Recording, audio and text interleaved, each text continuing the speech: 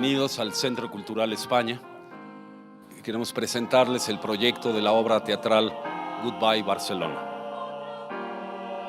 Es muy emotivo para mí estar hoy aquí, en la presentación de un proyecto que considero tremendamente importante. ¿Cuánto nos falta recordar y agradecer a las brigadas internacionales? Todos ellos merecen un justo homenaje. Contra dictador, vivir sin miedo a penar y estar vivos hoy.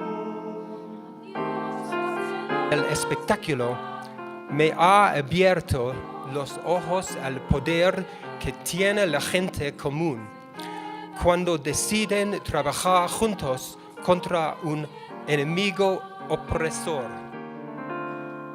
Así que es tiempo y tienen que partir. Es duro lo que tengo que decir. Los voluntarios ya se van, no los veremos nunca más. Adiós, Brigada Internacional. No dejen de ver Goodbye Barcelona, porque el tiempo puede pasar y quizás alejarse a la distancia, pero la memoria de lo que fue, lo que es y debe ser nunca, pero nunca debe perderse en el olvido. Y para ello el escenario de la vida que permanece allí es el teatro, que siempre estará abierto con nuestra mente y corazón.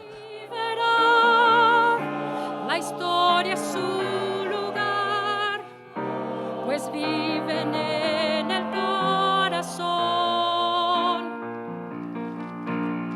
Ay, te extrañaba tanto, Sammy, tuve que venir.